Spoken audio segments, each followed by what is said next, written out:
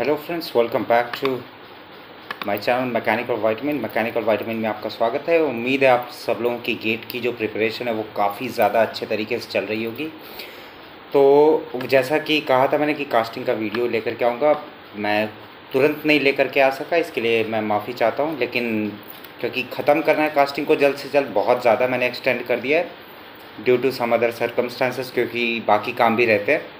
ठीक है, तो लेट्स नॉट वेट और delay the particular chapter more. आज जो भी रहेगा वो फाइनल रहेगा। It will be the last video of casting and the remaining portion of like जो भी आप लोगों का कास्टिंग का जो पोर्शन है जो बचा हुआ है, जैसे जो प्रीवियस ईयर क्वेश्चंस हैं वो सारे अगर बचे हुए हैं उसको भी अगर आप डिस्कस करना चाहते हैं, सो प्लीज़ कमेंट जब तक नहीं करेंगे तब तक मैं वो वाला वीडियो नहीं ले करके आऊँगा, क्योंकि the responses are very very less I would say. And अगर कोई रिस्पॉन्स नहीं आता है तो बड़ा अजीब सा लगता है। सो मेक श्योर करिए कि लाइक करिए, शेयर करिए अपने दोस्तों के साथ, सब्सक्राइब करिए टू माई चैनल।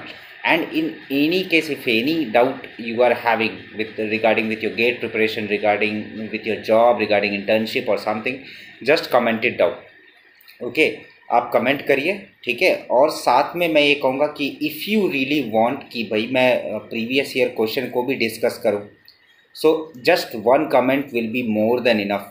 एक कमेंट ही मोर देन इनफ रहेगा that you want the previous year question to be discussed online. It will be very short, जैसा कि मैं हमेशा मैं टू द पॉइंट पढ़ाता हूँ।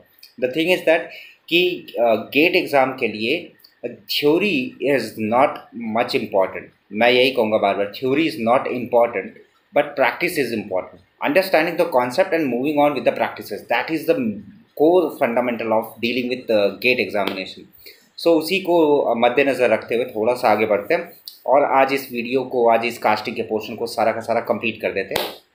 ठीक है, तो पिछले वीडियोस में हमने देखा था कि CO2 मोल्डिंग क्या होता है, हम लोग यूज़ करते हैं, सिलिका जेल फॉर्मेशन होता है, हार्डनेस बढ़ जाती है, बट जो एयर एस्पिरेशन की जो इफेक्ट रहता है वो कम हो जाता है। क्यों? क्योंकि जो हम लोग पोर्स यूज़ करते हैं CO2 को डालने के लिए, वो पोर्स क्या हो जाते हैं, वो पोर्स आपका कह सकते हैं कि पोर्स की वजह से ही क्या होता है, पोर्स की वजह से ही जो गैसेस रहती हैं, जो कास्टिंग के दौरान में जो गैसेस निकल रही होती है, वो गैसेस उसी पोर्स के थ्रू बाहर निकल जाती हैं।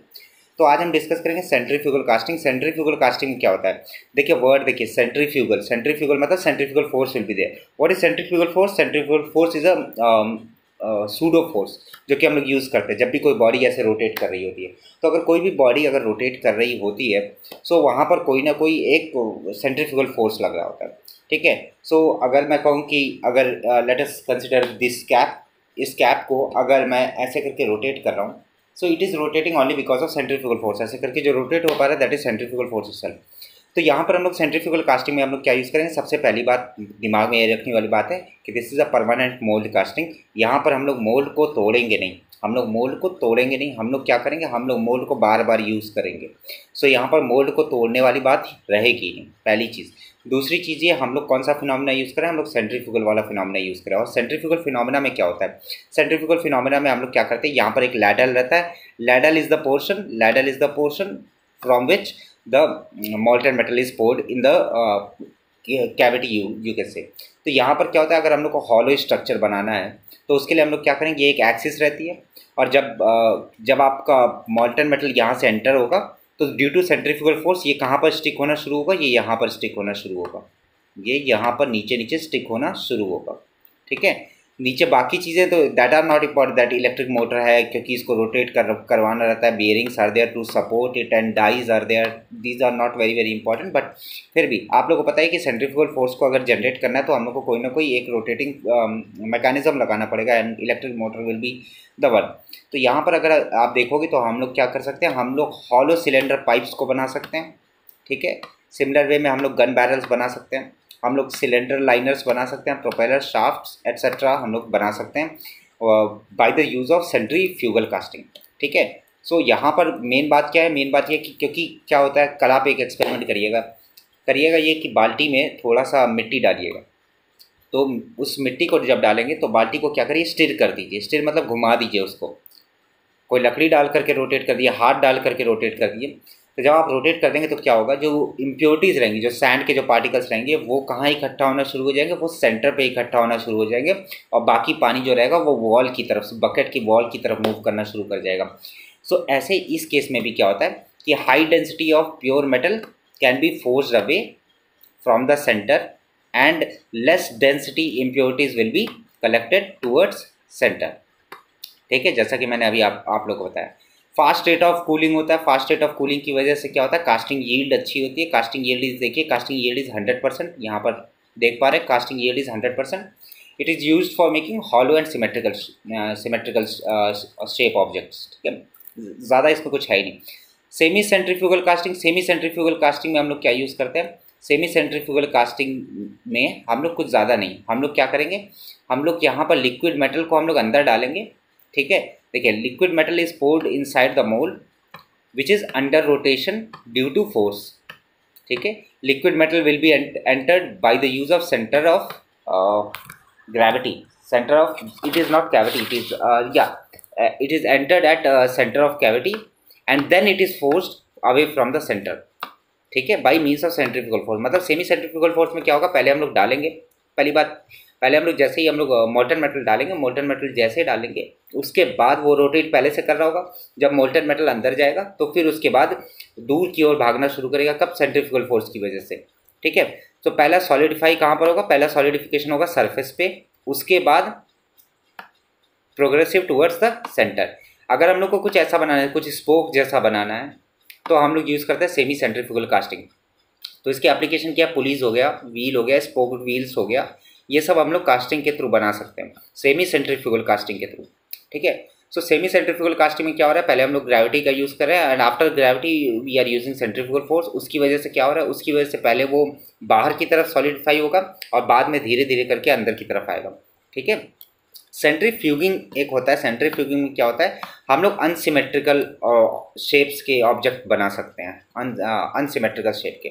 उस मतलब क्या हो गया, मतलब ये हो गया कि डिफरेंट डिफरेंट शेप के अगर हम लोग एक ही में बनाना चाहें, डिफरेंट डिफरेंट शेप के अगर प्रोडक्ट हम लोग को एक ही कास्टिंग में बनाना है इन अ वन गो, तो हम लोग क्या करते हैं, हम लोग सेंट्रीफ्यूगिंग कास्टिंग यूज़ करते हैं। ये तीनों के तीनों जो पोर्शन है, सेंट्रीफ्यूगल, सेमी सेंट्रीफ्यूगल और centrifuging, all these three are nothing but permanent mould casting. ठीक है, सो इस केस में क्या होता है, क्योंकि हमारे पास अनसिमेट्रिकल है, अनसिमेट्रिकल होने की वजह से मासेस जो रहेंगे वो डिफरेंट डिफरेंट रहेंगे, और अगर मासेस डिफरेंट डिफरेंट रहेंगे इसका मतलब ये होगा कि we need to have some extra mass in order to balance, जो कि बैलेंसिंग में हम लोगों ने पढ़ा होगा। बैलेंसिंग में हम लोगों ने पढ़ा था, क्या पढ़ा था बैलेंसिंग में, बैलेंसिंग में हम लोग पढ़ा था कि बैलेंसिंग में होता यह है, in order to balance a particular system in statically अगर बैलेंस करना तो हम लोग क्या करेंगे, हम लोग summation of forces will be equal to zero, और अगर डायनेमिकली बैलेंस करना है तो summation of forces should be equal to zero and summation of moment equals to zero. तो वही बैलेंसिंग का फिनोमेना हम लोग यूज़ करेंगे। ठीक है, सो ये कुछ एक तरीके का कह सकते हैं कि इन्वेस्टमेंट कास्टिंग जितना मिलता जुलता है, क्योंकि ये जो यहाँ पर हम जो कैविटी वगैरह बनाते हैं जनरली वैक्स वगैरह की रहती है। सो द कास्टिंग यील्ड जो है, casting yield that is 60 to 70%। ठीक है, और एप्लीकेशन में और कुछ जानने की जरूरत नहीं है। देखिए, patterns used in investment casting can be made up of wax. ठीक है, अब इसमें भी क्या है, इसमें कुछ नहीं होता, अनसिमेट्रिकल ऑब्जेक्ट्स के लिए होता है। ठीक है, liquid metal enters into the centre of gravity and then means by force, gravity force से पहले एंटर होता है, उसके बाद away from the centre by means of non uniform centrifugal force. Non uniform centrifugal force मतलब क्या हो गया, नॉन यूनिफॉर्म सेंट्रीफ्यूगल फोर्स मतलब ये हो गया कि यूनिफॉर्मिटी नहीं है। क्यों, क्योंकि there will be different different masses, पहली बात, and may be different different radius पर अटैच हो। तो डिफरेंट डिफरेंट मासेस किसी भी एक पर्टिकुलर प्लेन पर डिफरेंट डिफरेंट रेडियस के साथ अटैच होंगे, तो उसकी वजह से क्या होगा, आपका जो सेंट्रीफ्यूगल फोर्स रहेगा वो सब पर अलग अलग रहेगा। सेंट्रीफ्यूगल फोर्स का जो फॉर्मूला होता है that is m1r1 omega square. So चलिए, ओमेगा स्क्वायर को अगर आप कांस्टेंट भी मान लेते हैं, so the product of m1 and r1 plays a very major role. अगर m1 और r1 are different for different different product in the case of centrifugal casting, तो उसके लिए जो यूनिफॉर्मिटी रहेगी सेंट्रीफ्यूगल फोर्स की वो नहीं रहेगी। ठीक है, चलिए आगे बढ़ते हैं। ग्रेविटी डाई कास्टिंग नथिंग, ये बहुत ज़्यादा सिंपल ही है, जैसे होता आया जैसे चलता आया वही रहता है। ठीक है, इसमें हम लोग बस क्या करना है, बस हम लोग को यहाँ पर हम लोग दो स्प्लिट डाई को यूज़ करेंगे। दो स्प्लिट डाई को हम लोग आपस में लगा करके उसके बाद हम लोग लैडल के थ्रू मोल्टन मेटल डालेंगे। लैडल इज़ नथिंग बट वो एक तरीके का, मतलब समझिए कि पतीला है जहाँ पर आप मोल्टन मेटल को रख करके डाल रहे हैं, उसके लिए ज़्यादा उतना सोचने की ज़रूरत है ही नहीं। मूविंग ऑन है, प्रेशर डाई कास्टिंग जो है, प्रेशर डाई कास्टिंग में हमारे पास दो तरीके की प्रेशर डाई कास्टिंग होती है, एक हॉट चैम्बर होता है, एक कोल्ड चैम्बर होता है। ठीक है, तो कुछ बातें जो आपको बहुत याद रखने की ज़रूरत है, बाकी चीज़ें you can neglect it because this is not really important, क्योंकि बहुत कम रेयर में कभी क्वेश्चन पूछा गया इससे। So hot chamber die casting जो है, hot chamber die casting use होता है कॉम्प्लेक्स शेप के लिए। देखिए फ़र्क क्या हॉट चैम्बर और कोल्ड चैम्बर में। हॉट चैम्बर में क्या होता है, जो जहाँ पर आप मॉल्टन मेटल को गर्म कर रहे हैं, जहाँ पर आप मॉल्टन मेटल को गर्म कर रहे हैं उसको क्या कहते हैं, फर्नेस कहते हैं। वो फर्नेस जो रहता है वो बाहर रहता है जहाँ पर कास्टिंग हो रहा है। कास्टिंग कहाँ पर हो रहा है, कास्टिंग यहाँ पर हो रहा है, और गर्म कहाँ हो रहा है, यहाँ पर हो रहा है। ये होता है हॉट चैम्बर डाई कास्टिंग में। सिमिलर वे में अगर कोल्ड चैम्बर डाई कास्टिंग की बात करेंगे तो देखिए मॉल्टन मेटल भी यहीं पर है और कास्टिंग भी यहीं पर हो रही है, that is the major difference. ठीक है, और मेजर डिफरेंस क्या है, मेजर डिफरेंस ये है कि ये आपका generally low melting point lead, tin और जिंक के लिए एल्युमिनियम को हम लोग नहीं यूज़ कर सकते, मतलब ज़्यादा लो मेल्टिंग पॉइंट वाले नहीं यूज़ कर सकते, क्योंकि एल्युमिनियम के केस में स्टिकिंग की दिक्कत आती है। सिमिलर वे में आपको ये भी पता होना चाहिए फॉर द इंटरव्यू पर्पस कि कई बार पूछ लेते हैं कि एल्युमिनियम को वेल्डिंग करना क्यों आसान नहीं है, सो उसका भी आप चेक कर सकते हैं। ठीक है, लिक्विड मेटल देखिए इसमें कुछ है नहीं, इसमें मेन चीज़ क्या है कि objects which are made up of low melting point material like lead, tin and zinc can be used. ठीक है, उसके बाद ड्यू टू डेंस स्ट्रक्चर, ये सब उतना इंपॉर्टेंट नहीं है। तो due to sticking tendency of aluminium, hot chamber die casting में नहीं यूज़ करते हैं। कोल्ड चैम्बर डाई कास्टिंग में देखिए, कोल्ड चैम्बर डाई कास्टिंग में नॉन फेरस मटेरियल को यूज़ करते हैं, एल्युमिनियम कैन बी यूज्ड। ठीक है, ठीक है, not used for ferrous material, ferrous material हम लोग नहीं यूज़ कर सकते, लाइक स्टील वगैरह को हम लोग इस कोल्ड चैम्बर डाई कास्टिंग के थ्रू हम लोग प्रोडक्ट उसका नहीं बना सकते स्टील वगैरह का। एप्लीकेशन क्या है, कार्बोरेटर्स है, फ्यूल इंजेक्शंस है, टॉयलेट फिक्सचर्स हैं, एक्सेट्रा। ये बस बेसिक चीज़ें आपको जाननी ज़रूरी है कि क्या होता है। ठीक है, अब आते हैं जैसे कि कॉम्प्लेक्सिटी, ये तो देख करके आप समझ सकते हैं, जैसे कि प्रोडक्शन रेट है, प्रोडक्शन रेट डाई कास्टिंग का क्या होगा, और इन्वेस्टमेंट कास्टिंग क्या है। देखिए इन्वेस्टमेंट कास्टिंग जो है वो हमारा टेम्प्रेरी मोल्ड कास्टिंग है, और जो डाई कास्टिंग है that is permanent mould casting. तो प्रोडक्शन रेट मतलब प्रोडक्ट कितना जल्दी जल्दी बन करके निकल रहा है।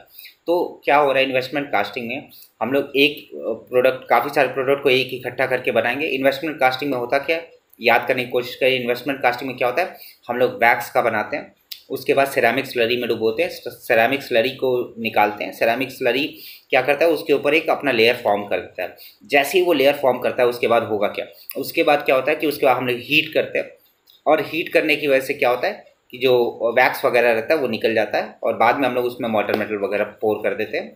यही होता है बेसिक प्रोसेस। और क्योंकि हर एक बार में on every step we are going to repeat this particular process, हम लोग को हमेशा वैक्स का पैटर्न बनाना पड़ेगा। सो वो भी एक टाइम जो यूज़ हो रहा है for making of the wax pattern, that also considered in the production rate. ठीक है, तो उसकी वजह से क्या होता है, ज़्यादा टाइम किस में लग रहा है, इन्वेस्टमेंट कास्टिंग में, कम टाइम किस में लग रहा है, डाई कास्टिंग में। डाई कास्टिंग क्या, परमानेंट मोल्ड कास्टिंग है। परमानेंट मोल्ड कास्टिंग है मतलब आपको उसको तोड़ना नहीं है, आपके पास एक बन गया, आप एक प्रोडक्ट बनाइए, उसी को वापस से यूज़ करिए, उसी को वापस से यूज़ करिए। सो टाइम जो है वो कम लग रहा है। सो प्रोडक्शन रेट हाई किसका रहेगा, डाई कास्टिंग का रहेगा, और इन्वेस्टमेंट कास्टिंग का लो रहेगा। कॉम्प्लेक्सिटी ऑफ द ऑब्जेक्ट, अब देखिए क्योंकि डाई कास्टिंग जो है सेंट्रीफ्यूगल, सेमी सेंट्रीफ्यूगल और आपका सेंट्रीफ्यूगल, ये जनरली किस पर रहता है, सेंट्रीफ्यूगल वाले पर रहता है। अगर ज़्यादा कॉम्प्लेक्स अगर ऑब्जेक्ट है तो हम लोग डाई कास्टिंग नहीं यूज़ कर सकते, क्योंकि उसके लिए हम लोग को उस तरीके का पैटर्न बनाना होगा, और किस तरीके का सेंट्रीफ्यूगल फोर्स एक्सर्ट होगा उस पर्टिकुलर बॉडी पे, ये भी एक बहुत बड़ा पॉइंट मैटर रखता है। सो कॉम्प्लेक्सिटी डाई कास्टिंग में कम हो जाती है और इन्वेस्टमेंट कास्टिंग में हाई हो जाती है। सिमिलरली वे में melting point temperature of material, die casting में जनरली लो यूज़ होता है और हाई, और इन्वेस्टमेंट कास्टिंग में हाई यूज़ होता है। अब आते हैं स्लस कास्टिंग पे। स्लस कास्टिंग में क्या है, स्लस कास्टिंग में आपका, एक सेकंड, हाँ, स्लस कास्टिंग में क्या है, स्लस कास्टिंग में हम लोग कोई भी कोर को नहीं यूज़ करते हैं। सबसे पहली बात क्या है, हम लोग कोई भी कोर को नहीं यूज़ करते हैं, हम लोग एक सपोर्ट को यूज़ करते हैं, एक कंडक्टिव सपोर्ट को यूज़ करते हैं, इसी को हम लोग डाई कहते हैं। अब इसी के ऊपर क्या होता है, इसी के ऊपर हमारा जो मॉल्टन मेटल रहता है वो आकर के स्टिक हो जाता है, एंड देन उसके बाद हम लोग उसको निकाल लेते हैं, और दो पोर्शन, पहले एक बनाए फिर उसके बाद हमने नीचे वाला दूसरा पोर्शन बनाया, इन दोनों पोर्शन को बनाया, ज्वाइन किया, and then we started doing this particular casting process. ठीक है, सो जनरली किसके लिए यूज़ होगा, आपको मेन पॉइंट याद रखना, लो melting point non ferrous metals के लिए यूज़ होगा। ये वाला एक इंपॉर्टेंट फैक्टर रखता है, ये T is equal to C1TS plus C2TS, ये जो है ये एक बार गेट पे पूछा गया था, where C1 and C2 are the cause depends on that properties of casting and TS is solidification time required.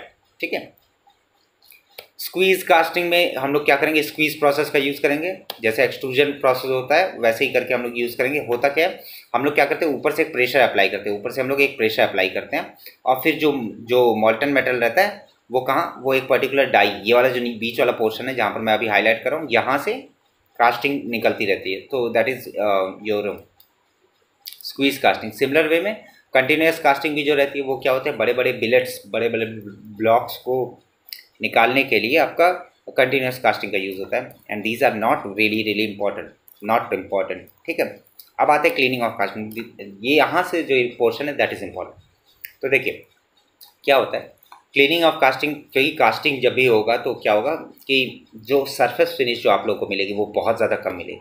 ठीक है, सरफेस फिनिश ख़राब मिलेगी, रफ मिलेगा, रफ सरफेस मिलेगा, उसको आप लोगों को क्या करना पड़ेगा, क्लीन करना पड़ेगा। You need to clean it up, आपको क्लीन करना पड़ेगा, उसका सफाई करनी होगी, उसके ऊपर उसका पॉलिश करना होगा परफेक्ट शेप में लाने के लिए। ठीक है, सो फेटलिंग जो रहता है, फेटलिंग इसमें क्या होता है, इसमें हम लोग मोल्ड को ब्रेक करते हैं। मोल्ड को ब्रेक करने का काम क्या रहता है, मोल्ड को पूरा का पूरा ब्रेक करना है। मैंने क्या कहा था, जो टेम्परेरी मोल्ड है उसको हम लोग ब्रेक करते हैं। अब ब्रेक कैसे करते हैं, that operation is called as fettling. Fettling में क्या होता है, हम लोग पूरा का पूरा जो आपका ये पूरा का पूरा जो मोल्ड कैविटी के साथ जो पूरा का पूरा आपका मोल्डिंग ब्लॉक जो पूरा का पूरा बना हुआ है, उसको हम लोग क्या करेंगे, एक वाइब्रेटिंग मशीन पर रखेंगे। उस वाइब्रेटिंग फोर्स की वजह से क्या होगा, जो सैंड वगैरह रहेगा वो टूटता चला जाएगा, और उसके बाद क्या होगा, आपको एक फाइनल प्रोडक्ट मिल जाएगा, and then you can perform the machining operation.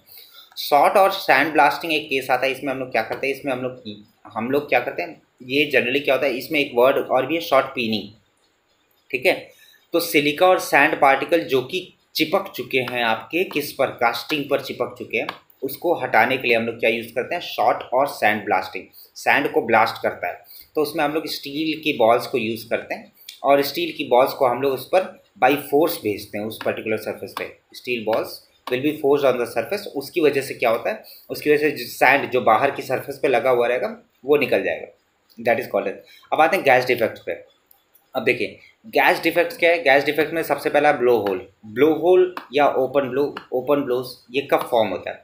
So blow holes तब फॉर्म होता है जब वहाँ पर गैस डिफेक्ट होता है, और गैस डिफेक्ट मतलब क्या होता है कि वहाँ पर गैस एंट्रैप हो चुकी है, उसकी वजह से क्या होता है, ब्लो होल्स फॉर्मेशन होती है। सिमिलर वे में स्कार जो होता है, स्कार एक तरीके का बड़ा ब्लो होल कहेंगे। ब्लो होल बहुत छोटे छोटे डॉट्स होते हैं, लेकिन जो आपके पास जो स्कार रहता है वो थोड़ा शैलो ब्लो होल रहता है। ठीक है, ये कहाँ पर रहता है, on the surface of casting पर ही, थोड़ा सा यहाँ पर क्या आ जाएगा, यहाँ पर डेप्रीशिएट हो जाएगा। ठीक है, यहाँ पर डेप्रीशिएट हो जाएगा, बनना चाहिए था उसको स्ट्रेट, बनना चाहिए था उसको पूरा का पूरा स्ट्रेट, लेकिन हल्का सा ऐसे कर्व में आ जाएगा, that is called as, that defect is called as scar. Blister क्या होता है, जो पतला सा जो थिन जो पोर्शन है जो कास्टिंग पर छूट जाता है, that is called as your blister. Thin layer of metal, thin layer of metal, उसी को क्या कहते हैं, ब्लिस्टर कहते हैं। पिन होल पोरोसिटी क्या होता है कि भैया यहाँ पर भी ये भी क्या है, क्योंकि हम लोग गैस डिफेक्ट को डील करें तो वहाँ पर भी क्या होता है, gas due to hydrogen gas जो एंट्रैप हो जाता है, उसकी वजह से क्या होता है, उसकी वजह से क्या होता है, यहाँ पर पिन होल पोरोसिटी रहती है, मतलब जो फाइनल प्रोडक्ट रहेगा उस पर थोड़ा थोड़ा छोटा छोटा छेद रहेगा। ठीक है, उसके बाद आते हैं ड्रॉप एंड डर्ट और कट्स एंड वॉशेस। ये कट्स एंड वॉशेस वगैरह क्या है, इम्प्रॉपर रैमिंग की वजह से होती है। ये बस आप लोगों को यहाँ पर याद क्या रखना है, मैं आप लोगों को वो मेन पॉइंट बताता हूँ, रीजंस याद रखने हैं, why this happens. Drop and dirt के लिए improper rhyming is the important factor. ठीक है, इम्प्रॉपर रैमिंग की वजह से होता है, जिसकी वजह से क्या होगा, देखिए यहाँ पर क्या है, ऊपर वाला जो पोर्शन है दैट इज ड्रॉप, और नीचे से जो पोर्शन गया है that is called a dirt. ठीक है, तो यहाँ पर पढ़ लेते हैं, आइए साथ में पढ़ते हैं। सो देखिए यहाँ पर क्या, due to improper ramming if the moulding sand will be dropped from cope box to drag box will form a projection on the surface of casting. As drop at the bottom of surface of the casting a cavity is formed, it is known as dirt. मतलब क्या हो गया, क्योंकि हम लोग दो moulding boxes को use कर रहे हैं, ड्रैग और कोप, तो कोप से अगर कोई सैंड निकल करके आपके ड्रैग में चला जाता है तो ऊपर क्या फॉर्म करेगा, ड्रॉप फॉर्म करेगा, क्योंकि ऊपर से गिरा है और नीचे की ओर आ गया, दैट इज़ कॉल्ड ड्रॉप। और सिमिलर वे में अगर नीचे से ही कोई एक पोर्शन अलग हो जाता है, that is called as your dirt. Cuts and washes क्या है, कट्स एंड वॉशेस जनरली क्या होता है, ये भी इम्प्रॉपर रैमिंग की वजह से ये होता है, ठीक है। ये कहाँ से, जहाँ पर भी आपका शेप में थोड़ी डिसकंटिन्यूटी रहती है, कॉम्प्लेक्सिटी रहती है, उस केस में क्या होता है, उस केस में आपका यहाँ पर आपका जो पोर्शन रहता है वो अलग हो जाता है। देखिए, if the moulding sand will B eroded from the mould surface and washed into the cavity, मतलब क्या हो गया, मोल्डिंग जो आपका सैंड है वही इरोड होकर के कहाँ चला गया, अंदर की ओर चला गया, that is called as your cuts and wash. आप एक बार पढ़ लेंगे, आप लोगों को समझ में आ जाएगा, क्योंकि मैं अभी थोड़ा जल्दीबाजी में डील कर रहा हूँ, मुझे भी पता है, because these are not very very important, ठीक है। जो इंपॉर्टेंट है मैं वहाँ पर आपको आराम से टाइम दे करके समझाऊंगा। स्कैब का भी रीज़न क्या है, इम्प्रॉपर रैमिंग है। स्कैब का फॉर्म होता है जब क्या होता है, मॉल्टन मेटल अंदर है लेकिन इम्प्रॉपर रैमिंग की वजह से क्या, सैंड जो है, ये पूछा गया इंटरव्यू में तो इसलिए मैं बता देता हूँ होता क्या है, इम्प्रॉपर रैमिंग की वजह से सैंड जो है उसने मोल्ड कैविटी को ढंग से पकड़ा नहीं। तो जब यहाँ पर आप मॉल्टन मेटल डालेंगे कैविटी के अंदर में तो क्या होगा, मॉल्टन मेटल फैलेगा और वो कहाँ पर, जो वॉल रहेगी उस पर फोर्स लगाएगा, क्योंकि इसको आपने बढ़िया से रैमिंग नहीं किया। रैमिंग मतलब कूटा नहीं है, कूटा मतलब इन द सेंस बराबर करते हैं, कॉम्पैक्ट करते हैं। सो अगर रैमिंग नहीं है तो क्या होगा, जो मॉल्टन मेटल रहेगा वो फोर्स लगाएगा बाहर की कैविटी की ओर एंड इट विल स्प्रेड। जो सैंड रहेगा वो क्या होगा, स्प्रेड होना शुरू होगा। तो स्प्रेड हो जाएगा तो क्या होगा, मॉल्टन मेटल कहाँ तक फैल जाएगा, यहाँ तक फैल जाएगा। दिस एक्स्ट्रा पोर्शन जो फॉर्मेशन हुआ that is called as your scab, ठीक है। अब जो सबसे ज़्यादा important that is misrun and cold shut. Misrun क्यों होता है, ड्यू टू इनसफिशियंट फ्लूइडिटी। जब इनसफिशियंट फ्लूइडिटी रहती है तो क्या होता है, मिश्रण होता है। तो क्या होता है कि टेम्परेचर, जो पोरिंग टेम्परेचर रहता है अगर वो कम है, उसकी वजह से क्या होगा, मिश्रण हो जाएगा। मतलब क्या होगा, मॉल्टन मेटल को जितनी दूर तक जाना था, मॉल्टन मेटल उतनी दूर तक जा नहीं पाए। तो मतलब क्या हो गया, बढ़ा तो, लेकिन जहाँ तक जाना था वहाँ तक नहीं जा पाया, तो पूरी की पूरी जो कैविटी है वो फिल नहीं हो पाई, पूरी की पूरी कैविटी फिल नहीं हो पाई। व्हाट डज दैट मीन, कि भैया जो कैविटी पूरी की पूरी भरनी चाहिए थी वो पूरी की पूरी भर नहीं पाई। क्यों, क्योंकि मॉल्टन मेटल पूरा तरीके से फ्लो नहीं कर पाया। पूरा तरीके से फ्लो मॉल्टन मेटल क्यों नहीं कर पाया, क्योंकि हमने मॉल्टन मेटल को इतना हीट किया ही नहीं जितना हीट की ज़रूरत थी ताकि वो पूरा का पूरा कैविटी को भर दे। सच डिफेक्ट्स आर कॉल्ड एज मिश्रण। कोल्ड शट क्या होता है कि अगर हम लोग दो स्ट्रीम्स लिक्विड मेटल का यूज़ कर रहे हैं और वो अच्छे से आपस में नहीं मिले तो वहाँ पर क्या होगा, डिसकंटिन्यूटी फॉर्मेशन होगी and that is called as your cold shut. Cold shut 2 stream के लिए, मिश्रण सिंगल स्ट्रीम के लिए, ठीक है। हॉट टीयर्स एंड क्रैक, ये भी क्या है, नॉन यूनिफॉर्म कूलिंग के लिए, ठीक है। और नॉन यूनिफॉर्म श्रिंकेज स्ट्रेसेस के लिए भी है। तो ये आप एक बार पढ़ लेंगे, आप लोगों को समझ में आ जाएगा। मोल्ड शिफ्ट क्या होता है, अगर ड्रैग और कोप को मैं ऐसे करके रखा हूँ, अगर ड्रैग और कोप थोड़ा सा ऐसे स्लाइटली वेरी कर जाता है तो इसकी वजह से क्या होता है, मोल्ड शिफ्ट कहलाता है। कोर शिफ्ट में क्या होता है, कोर का यूज़ क्या होता है, कोर का यूज़ होता है हॉलो पार्ट्स बनाना। हॉलो पार्ट्स बनाना मतलब क्या होगा, हॉलो पार्ट्स बनाने के लिए हम लोग क्या यूज़ करते हैं, कोर को यूज़ करते हैं। Now this particular core is supported by what, मैंने सबसे पहले लेक्चर में बताया था, it is supported by chaplets, ठीक है। तो अब अगर आप जो कोर है उस कोर को, अब क्योंकि क्या होगा, कोर बीच में, let me consider an example, I think I have pen, okay या।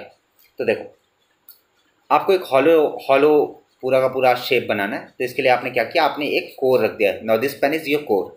अगर ये कोर है तो क्या होगा कि क्योंकि मॉल्टन मेटल भर रहा हूँ तो मॉल्टन मेटल पूरा की ओर भरेगा, पूरा भरेगा, इसमें ये पूरी कैविटी होगी ना। तो क्या होगा, मॉल्टन मेटल यहाँ पर फोर्स लगाएगा, है ना, कोर पर फोर्स लगाएगा।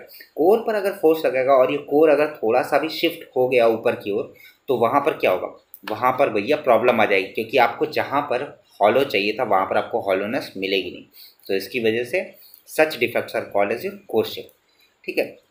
अब देखिए यहाँ पर टाइप्स ऑफ फर्नेस है and this is only for engineering services examination, so आपको इस पर इतना देखने की ज़रूरत है नहीं, ठीक है।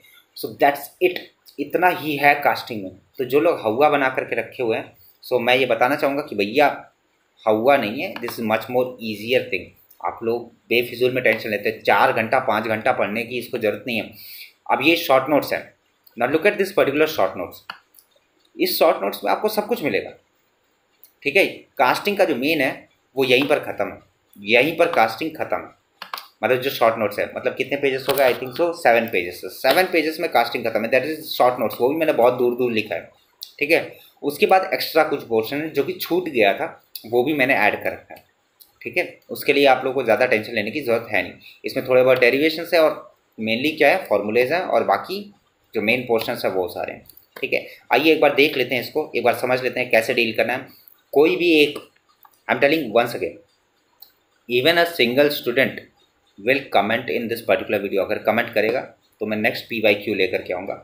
कोई एक सिंगल स्टूडेंट भी अगर ये शॉर्ट नोट्स चाहता है, so mail me if you want it personally, otherwise just just comment it down to upload it on our Instagram channel, that is Mechanical Vitamin itself, ठीक है। तो चलिए अब देख लेते हैं, थोड़ा सा शॉर्ट नोट्स देख लेते हैं, इसमें क्या क्या है क्या क्या नहीं है। सब कुछ है वैसे तो, सब कुछ है, क्योंकि ये मेरे एक्सपीरियंस के थ्रू बना है।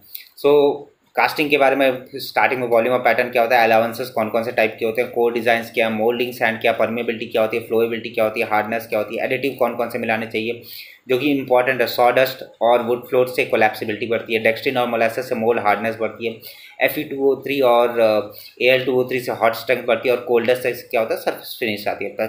पैराबोला डिज़ाइन, गेट्स में टॉप गेट और बॉटम गेट का क्या क्या है, विस्कोसिटी बढ़ाते हैं तो क्या होता है, और डेंसिटी बढ़ाते हैं तो क्या होता है, परसेंटेज ऑफ मॉइस्चर बढ़ाते हैं तो फ्लूइडिटी पर क्या असर पड़ता है, ये है चोक है, यह formula, pressurised and unpressurised, screw runner gate का रेशियो, और बाकी राइजर की फॉर्मेशन, केन्स मेथड है, सब कुछ है, टू बी वेरी ऑनेस्ट सब कुछ है। So these the total number of pages are 13 itself, पूरा मिला करके मैं कह रहा हूँ, उसमें से भी काफ़ी कुछ आपको मैचिंग मिलेगा पहले वाले 7 पेजेस में। So if only a single student should comment, जब तक कमेंट नहीं करोगे मैं नहीं लेकर के आ रहा, क्योंकि it takes a lot of effort and lot of time to कि भैया आपका वीडियो आप तक पहुँचे, आपको नोट्स पहुँचे। सो ये नोट्स का मैं कह सकता हूँ this covers your 99% of your measure of casting, ठीक है। अब नेक्स्ट टॉपिक आप लोग क्या चाहते हो वो मुझे बताओ। जैसे कि यहाँ पर अगर आप मेटल कास्टिंग के PYQ भी अगर आप देखोगे, let me just show you, या सो मेटल कास्टिंग के अगर PYQ भी देखोगे फ्रॉम, मैंने कुछ क्वेश्चंस डील भी कर लिए, ठीक है।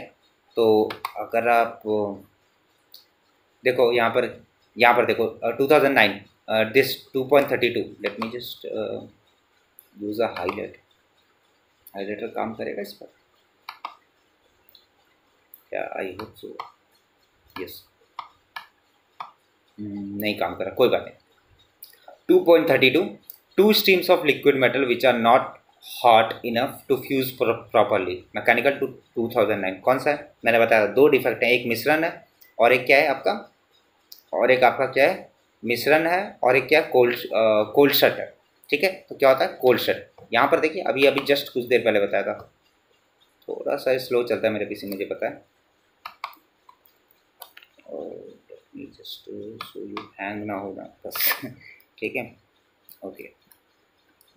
Core shift for tears and tracks, ये देखिए कोल्ड शट में क्या होता है, 2 streams of metal liquid. Question में क्या पूछा गया, क्वेश्चन में पूछा गया, ये रैंडमली अभी क्वेश्चन उठाऊँ, 2 स्ट्रीम्स ऑफ लिक्विड क्या होगा, कोल्ड शट। अब देखिए metallic chills, chaplet, riser, exothermic padding सब कुछ डील हो चुका है, ठीक है। अब देखिए गेटिंग डिज़ाइन, ये भी कब 1 2 4, इसका मतलब क्या है, ये भी कब पूछा गया, ये पूछा गया 2011 में, ज़्यादा दूर नहीं पूछा गया, ठीक है।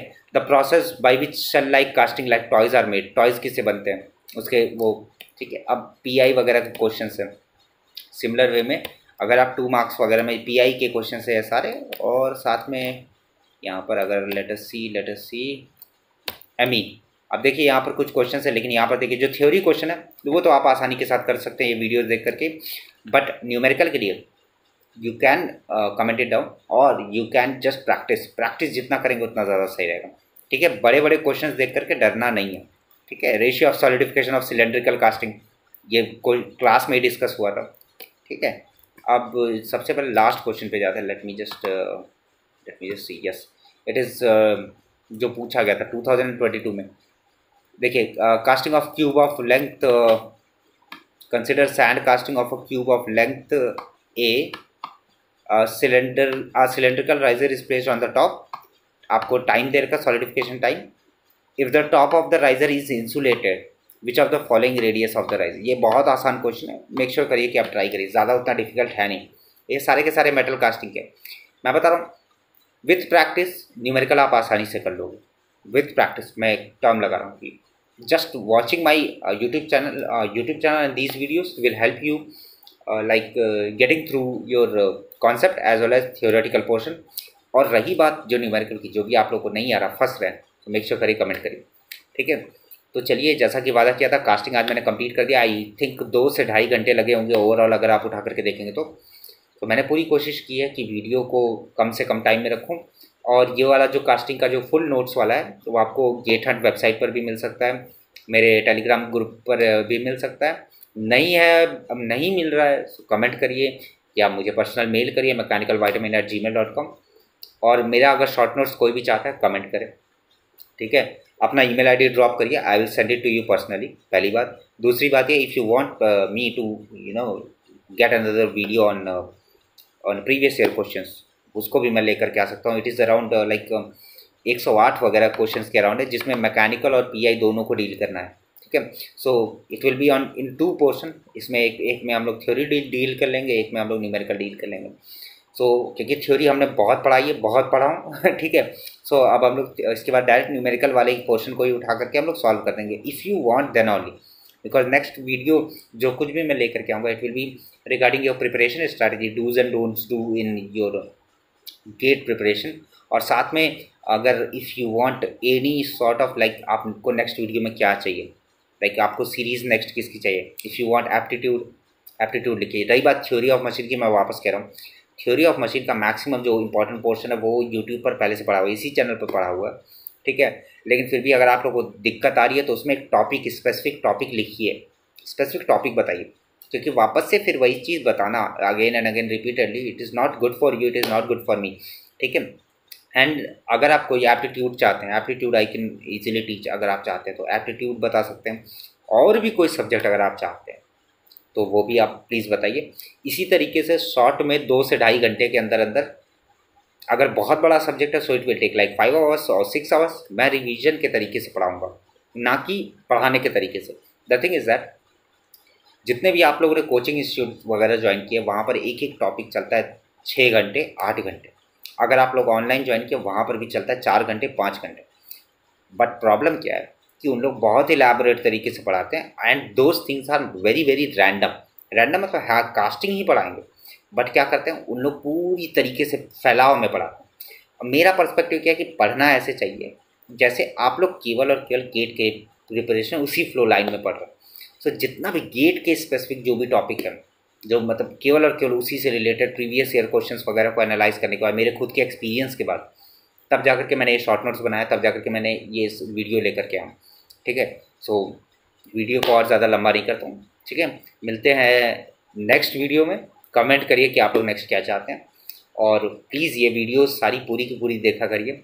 आई would love to have your response, और लाइक आप लोग प्लीज़ करिए, लाइक करिए, share it with your friends यार। हाँ, if I'm putting some efforts, you can do effort, you can just like my videos and you can just comment it down. In case if you liked it or not liked it, or whatever the concept which you are not getting it, just comment it down, feel free.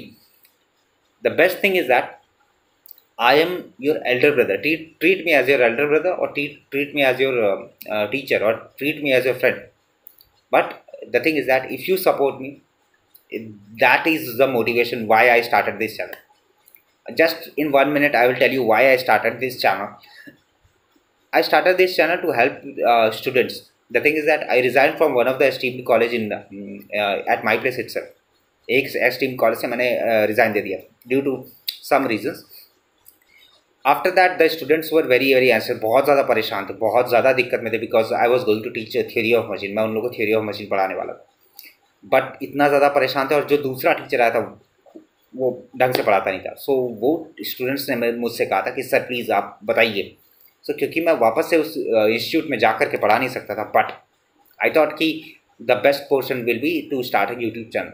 सो मैंने तब YouTube channel की start की, just for helping out the students, genuinely helping out the student without getting any sort of monetary benefits and all, ठीक है। चलिए, बातें बहुत हो गई, मिलते हैं नेक्स्ट वीडियो में। जो भी वीडियो चाहिए प्लीज़ कमेंट करिए, शॉर्ट नोट्स चाहिए कमेंट करिए, leave your email ID in the comment, I will send you to you personally और माय शॉर्ट नोट्स इटसेल्फ, ठीक है। ओके, चलिए तब तक के लिए ख्याल रखिए। जय हिंद, जय Bharat, have a very good day.